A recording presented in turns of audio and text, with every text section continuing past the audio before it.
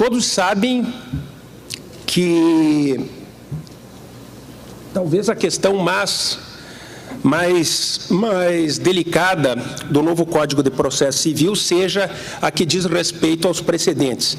É muito interessante falar logo depois do colega e amigo Daniel Mitidiero, porque em virtude da nossa aproximação de desenvolvimento teórico da questão,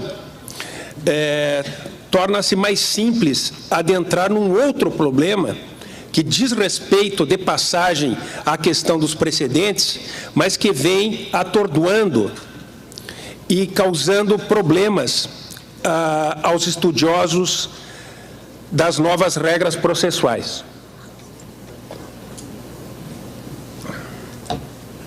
Na verdade, ninguém falava de precedentes no Brasil ou na América Latina até bem pouco tempo atrás.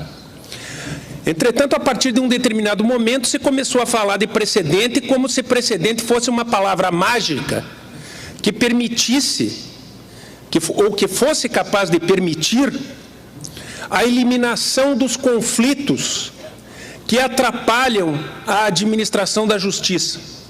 Na realidade, se outorgou a ideia de precedente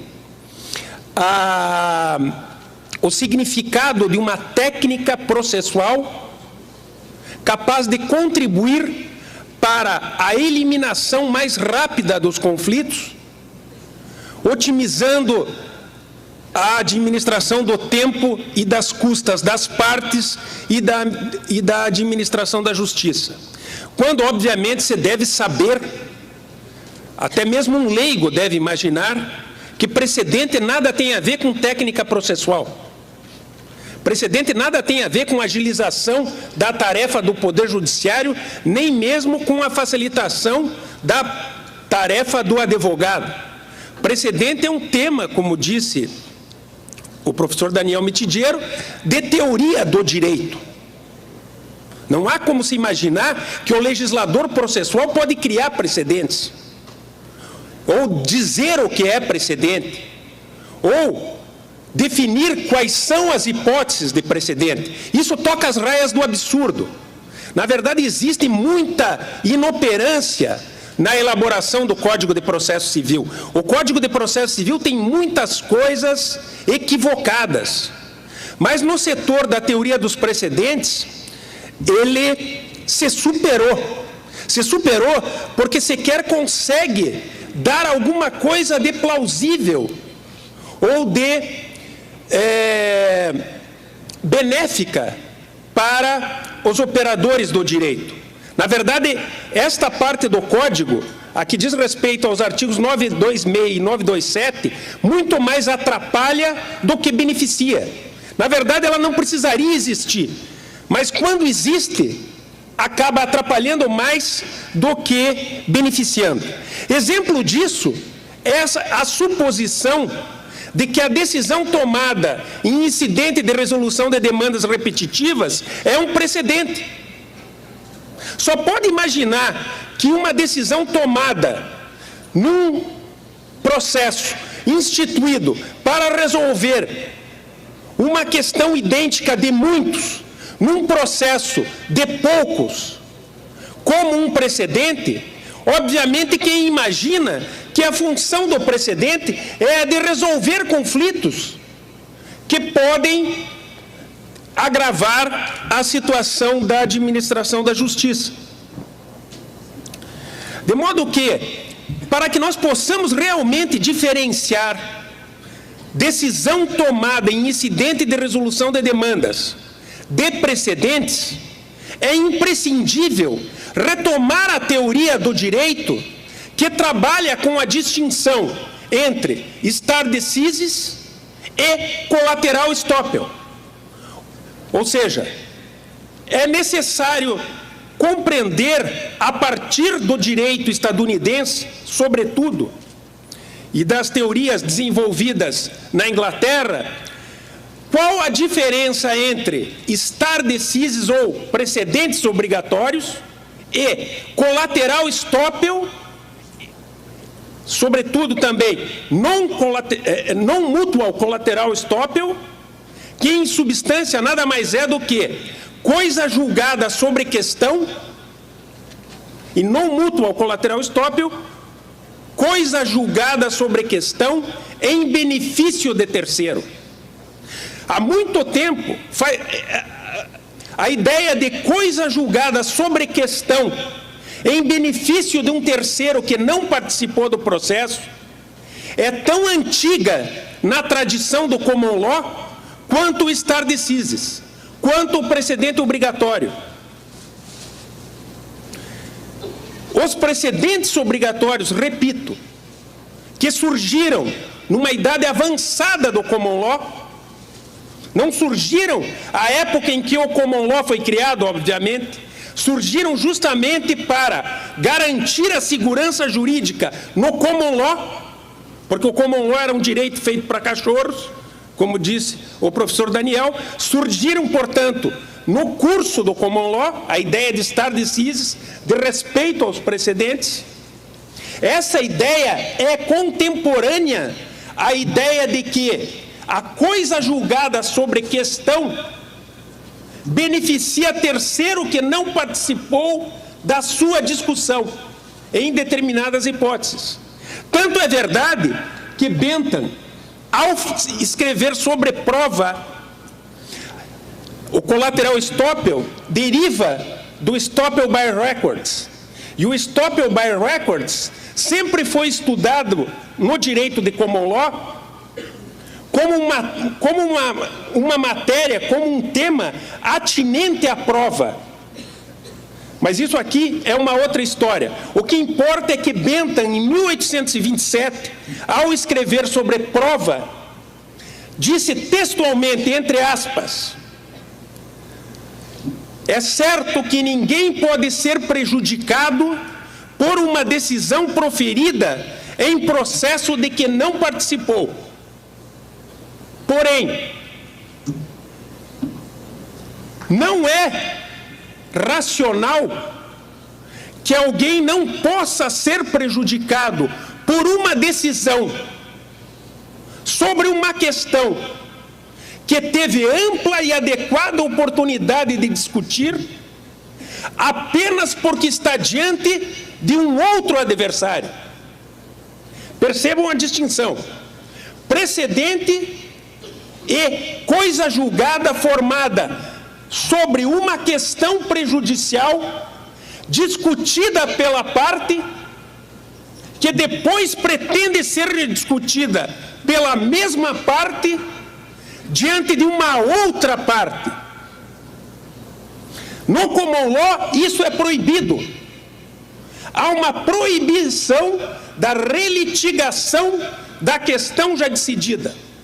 A proibição da relitigação da questão já decidida é exatamente o collateral estoppel não mutual, ou não mutual collateral estoppel. É exatamente a coisa julgada em benefício de terceiro que não participou do processo, mas que pode prejudicar aquele que discutiu a questão de modo pleno e adequado. É claro, porque no âmbito do common law, ao contrário do que ocorreu no âmbito do civil law, por questões de ordem cultural e, sobretudo, religiosa, você teve que outorgar autoridade à decisão do juiz sobre a liberdade das partes para discuti-la. Enquanto no civil law sempre se entendeu que a parte tem liberdade para discutir novamente a questão não acobertada pela coisa julgada material, porque a liberdade é o que importa. No common law sempre se disse que a questão que é prejudicial à resolução do mérito, exatamente porque já foi analisada e também decidida pelo juiz, nunca mais poderá ser discutida pela parte que já teve oportunidade de discuti-la, sob pena de se estar infringindo a autoridade do juiz que a decidiu. Essa é a questão. É uma questão de ordem conceitual, é uma questão de valor que está por detrás do significado de decisão sobre questão.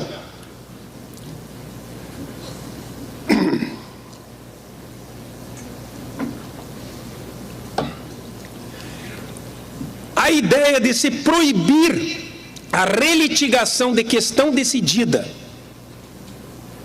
por aquele que a discutiu diante de um novo adversário só foi desenvolvida nos Estados Unidos a partir de meados do século XX. É importante que se aluda a este desenvolvimento da questão para que nós possamos realmente compreender a exata distinção entre decisão de questão idêntica e precedente.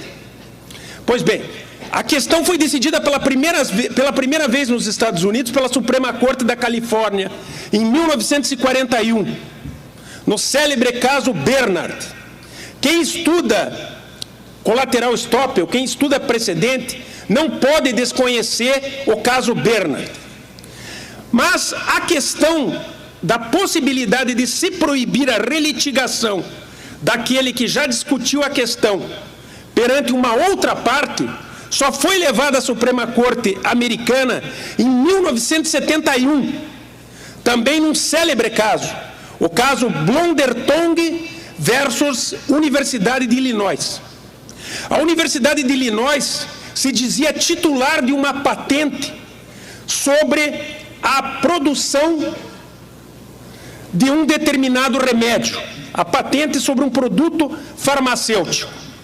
A universidade propôs uma ação contra um determinado laboratório e, depois de muita discussão, chegou-se à conclusão de que a patente invocada pela universidade era uma patente inválida. Reconheceu-se a nulidade da patente. Não obstante isso, a Universidade de Illinois propõe uma nova ação contra um outro laboratório que estaria produzindo remédio mediante infringência àquela patente.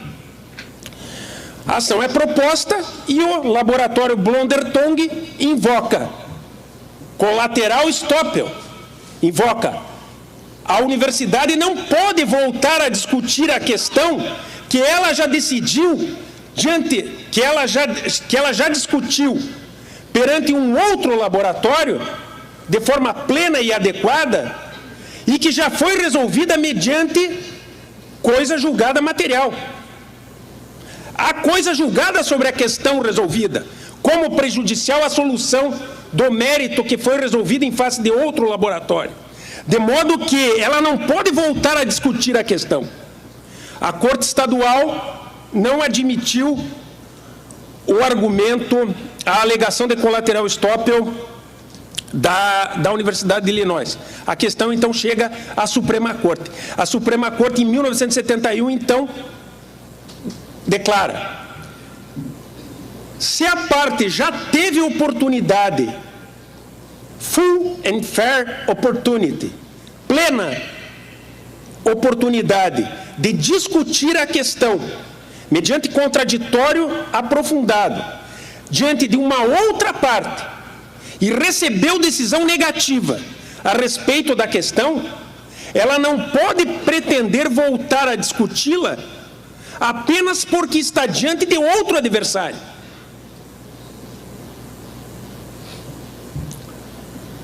Disse também a Suprema Corte nesta ocasião: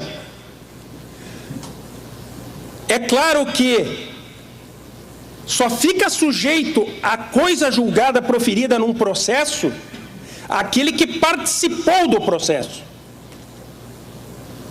O terceiro que não participou do processo apenas pode ser beneficiado pela decisão da questão, jamais prejudicado. De modo que aquele que participou da discussão somente pode ser prejudicado quando a discutiu de modo pleno e adequado. Aquele que não participou do processo pode invocar a decisão da questão para ser beneficiado apenas. Isso fica muito claro na decisão proferida em 1971. Mas no desenvolvimento do tema, uma outra decisão da Suprema Corte é muito importante para nós aqui no Brasil, que agora estamos pensando em decisão tomada em incidente de resolução de demandas repetitivas. Em 1996, a Suprema Corte decide o caso Richards versus Condado de Jefferson. Neste caso, 3 contribuintes do condado haviam proposto uma ação alegando a inconstitucionalidade de uma determinada taxa que era cobrada pelo condado. A Corte Estadual rejeita a demanda e diz que a taxa é constitucional. Um outro grupo de contribuintes, mediante aí class action, propõe uma ação em que se volta a alegar a mesma coisa: inconstitucionalidade da taxa de ocupação. O condado, obviamente, alega collateral estoppel. A questão já foi discutida e decidida em face de 3 contribuintes do condado. Não pode voltar a ser discutida agora, só porque outros contribuintes estão alegando a inconstitucionalidade da taxa. Essa decisão é importante porque ela permitiu o desenvolvimento da teoria sobre as ações coletivas. Neste caso, a alegação de collateral estoppel, a alegação de que os novos contribuintes estavam impedidos de voltar a alegar a inconstitucionalidade da taxa, foi admitida pela Corte Estadual. Interposto o recurso pelos novos contribuintes, ele é aceito e a questão passa a ser discutida pela Suprema Corte Americana e é decidida por 5 votos a 4, no sentido de que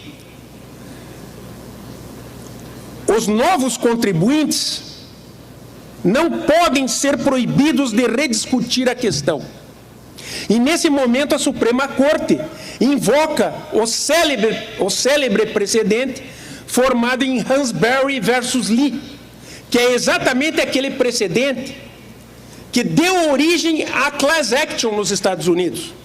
É exatamente aquele precedente que compatibilizou a class action com a 14ª emenda, ou seja, com a cláusula do devido processo legal. Este precedente firmado em Hansberry versus Lee disse que só é legítimo excluir a participação de alguém que pode ser afetado por uma decisão quando há representação adequada. Quando há representação adequada, aqueles que vão ser afetados pela coisa julgada podem assim o ser exatamente porque estão sendo defendidos por um representante adequado. Essa é a decisão que legitimou, que compatibilizou a class action com o devido processo legal. A decisão tomada em Hansberry versus Lee. Em 1996, em Richards versus Condado de Jefferson, a Suprema Corte lembra o precedente, invoca o precedente para dizer o seguinte: olha, neste caso aí que nós estamos resolvendo, os novos contribuintes, diante dos 3 primeiros contribuintes, mais parecem strangers do que outra coisa. Não houve representação adequada na primeira demanda. Os contribuintes do condado não foram representados adequadamente na primeira demanda. E exatamente por isso, eles não podem ser atingidos pela coisa julgada. Eles têm o direito de voltar a discutir a questão de constitucionalidade. A opinião do Justice Stevens, que deu origem à decisão de 5-4, enfatiza algo que é muito importante para nós. Diz o Justice Stevens: a ideia de que ninguém pode ser prejudicado por uma decisão proferida num processo de que não participou, faz parte de uma tradição histórica, entre aspas, profundamente arraigada, profundamente enraizada nos Estados Unidos, de que todos têm direito a um dia perante a corte. É claro que todos nós aqui agora vamos estranhar muito esta parte da decisão da Suprema Corte Americana. Exatamente se pensarmos que o precedente é firmado num processo que serve para regular casos de pessoas que não participaram do processo em que o precedente foi firmado. Como entender esta ideia que é profundamente enraizada na tradição do common law, de que todos têm um dia perante a corte, se o precedente serve para resolver casos de litigantes que obviamente nada tem a ver com o caso em que o precedente foi firmado.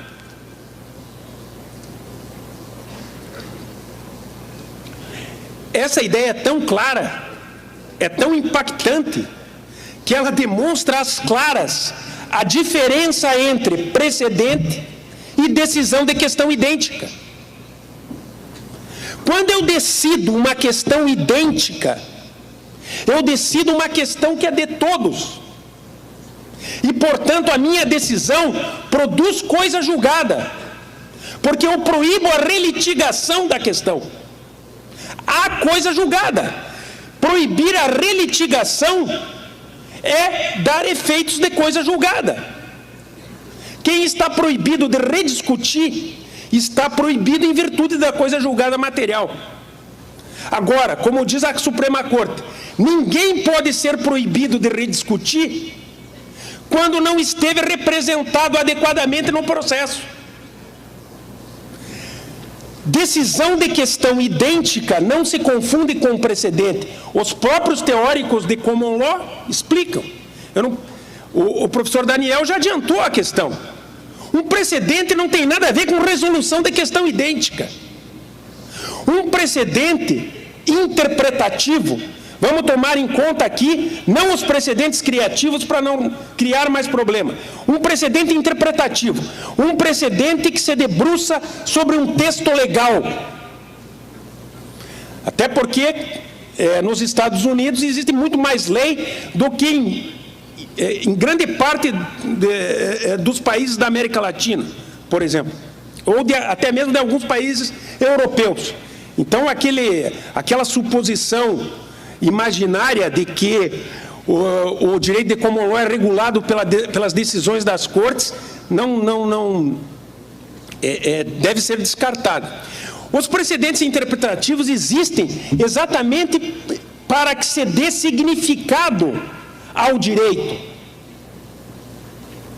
Exatamente porque o texto legal abre oportunidade para interpretações múltiplas. E caso o judiciário não confira um único significado ao texto legal, não haverá como o direito ser distribuído de modo igualitário entre os jurisdicionados. Existe precedente interpretativo, em outras palavras, porque o texto legal é insuficiente para pousar como direito perante os jurisdicionados. Ou seja, a lei não é suficiente para conferir segurança jurídica. A lei, o texto, é preciso que o judiciário confira um único significado ao texto para que então seja garantida a liberdade e a igualdade. E também, obviamente, a segurança jurídica. Enquanto o judiciário, através da sua palavra, não atribuir significado único ao texto, Na verdade, cada caso estará sendo resolvido a partir da vontade de cada juiz ou cada tribunal. Embora se suponha ainda, no âmbito do civil law, que o juiz estaria aí apenas sujeito à lei. Na verdade, um caso não está sujeito à lei, mas sim ao significado do texto. Se o significado do texto não foi definido pela Suprema Corte, que é o órgão que dentro do Poder Judiciário tem essa incumbência, os casos sempre ficarão à discrição de cada um dos juízes que com ele se deparar. É só por isso que existe precedente interpretativo nos Estados Unidos. Um precedente interpretativo nada tem a ver com decisão de questão idêntica, entretanto, não apenas por isso. Isso fica ainda mais claro quando se percebe que, para os teóricos americanos, os precedentes são instrumentos que permitem o desenvolvimento do direito. Dworkin, como você sabe, afirma que o direito se desenvolve mediante os precedentes, assim como alguém escreve um romance em capítulos. Um romance em capítulos poderia ser equiparado ao desenvolvimento do direito mediante precedentes. O precedente não serve para resolver definitivamente uma questão de direito. Um precedente serve para atribuir significado ao direito em um determinado momento histórico. E é exatamente por isso que o precedente, ao contrário da decisão que produz coisa julgada material, é sempre sujeito ao distinguishing, é sempre sujeito à distinção e sempre pode ser revogado. O legislador do Código é tão insano que ele chega a supor que a decisão do incidente também se submete à técnica da distinção. Isso porque ele afirma que o juiz do caso futuro poderá distinguir o caso para diferenciá-lo da decisão tomada no incidente.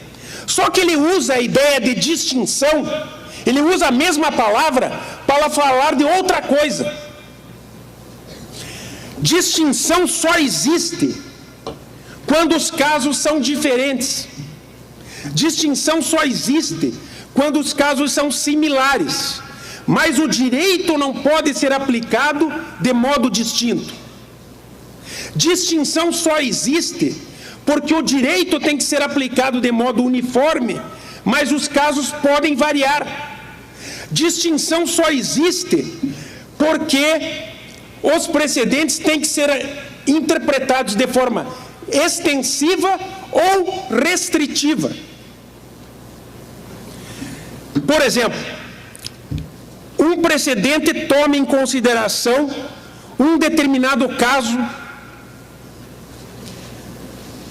e fixa uma determinada interpretação. Surge um caso diferente, diverso, que a princípio não foi tomado em consideração pelo precedente. Surge um caso composto por fatos que não estão na categoria, que estão na categoria dos fatos considerados pelos precedentes, mas não expressamente, não claramente, não objetivamente. O juiz do novo caso obrigatoriamente deverá aplicar o precedente ao caso, ainda que ele, a princípio, não esteja sujeito ao precedente. Exatamente porque, considerando os fatos do novo caso, ele pode chegar à conclusão, e obviamente isso tem que ser justificado, que o caso não tem qualquer motivo para ser tratado de forma diferente àquele caso que foi resolvido pelo precedente. Nesse caso, o juiz vai estar dando interpretação extensiva ao precedente, vai estar desenvolvendo o direito mediante a aplicação do precedente. O precedente vai estar servindo a um caso que, a princípio, não serviria. Entretanto, também pode acontecer que um precedente, a princípio, considere um caso que mais tarde é gravado por um fato que não permite ao juiz aplicar a mesma razão de decidir, a mesma ratio decidente, o mesmo precedente, a mesma interpretação. Um caso pode ser a princípio igual, mas pode conter uma particularidade que não pode permitir ao juiz aplicar automaticamente o precedente, exatamente porque, considerada a ratio decidente do precedente, fica muito claro que, se a Suprema Corte houvesse considerado essa nova circunstância, ela não teria aplicado o precedente para o caso. Ou seja, o juiz raciocina sempre tomando em consideração o que a Suprema Corte, que elaborou o precedente, faria caso estivesse diante da nova particularidade de fato. Ou seja, o juiz, quando considera o precedente, desenvolve o direito mediante a técnica do distinguishing. A técnica do distinguishing é uma técnica para o desenvolvimento do direito mediante a aplicação de precedente. A técnica do distinguishing não é uma técnica que diz assim, o juiz tem que diferenciar. Porque o artigo 985 e 986, os dois artigos, afirmam que a decisão tratada no incidente de resolução é a mesma questão, é uma questão idêntica. A expressão questão idêntica e mesma questão estão nos artigos 95, 985 e 986 do Código de Processo Civil. Imagina-se então, porque a expressão distinção é utilizada para a hipótese em outros lugares do Código, imagina-se que o juiz faz uma distinção para não aplicar a decisão tomada no incidente. Não faz distinção no sentido do common law. Quem imagina que ele faz distinção é porque jamais quis perder tempo para estudar o direito de common law. Ou então lê o título de um livro, ou a orelha de um livro. Porque está usando a ideia de distinção como diferenciação. É claro que o juiz sempre diferencia ao aplicar ou não uma decisão que produziu coisa julgada. Em todo caso ele faz isso. A aplicação da coisa julgada sempre leva o juiz a dizer, não, essa questão não é igual, portanto ela não está submetida à coisa julgada. Essa questão é igual, ela já foi decidida, portanto ela está submetida à coisa julgada. A distinção que o juiz faz quando está diante de uma decisão tomada em incidente, é uma distinção de diferenciação entre a questão idêntica, já decidida, e a questão do caso. Se a questão do caso não é igual, o caso não é resolvido pela decisão do incidente. Se ela é igual, ele é resolvido. Mas isso não é técnica de distinção. Isso é uma mera diferenciação que o juiz sempre fez no âmbito do civil law desde o Código de 39, quando toma em consideração a coisa julgada material sobre o pedido. De modo que é uma grosseria falar em distinção para a decisão tomada em incidente de resolução de demanda. Mais grosseiro ainda é supor que a decisão do incidente pode ser revista, como se fosse um precedente. O Código diz no artigo 986, a decisão do incidente pode ser revista. Ela pode ser revista por aqueles que não propuseram demandas, que foram suspensas à época em que o incidente foi instituído. Ou seja, imagina-se que uma decisão que seria uma tese, como diz o Código, ou um precedente, pode ser revista simplesmente porque agora é um outro autor que está argumentando perante o judiciário. É evidente que isso não é precedente. Há uma confissão de que isso não é precedente. Um precedente só pode ser modificado em face da evolução dos fatos sociais, dos valores sociais e da concepção geral acerca do direito.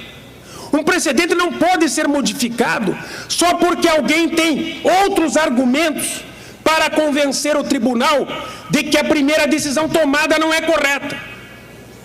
Isso não é revisão de precedente, isso é confissão de que o legislador se confundiu ao dizer que a decisão do incidente é uma tese. A decisão do incidente, repito, é coisa julgada material sobre a questão. Se é coisa julgada material sobre a questão, a decisão do incidente apenas pode ser revista por uma única razão. Vamos lembrar que na ação coletiva que tutela direitos individuais homogêneos, a coisa julgada material só beneficia aqueles que estão sendo substituídos pelo ente legitimado à ação coletiva. No incidente, a decisão é pró et contra. A decisão pode prejudicar os excluídos da discussão.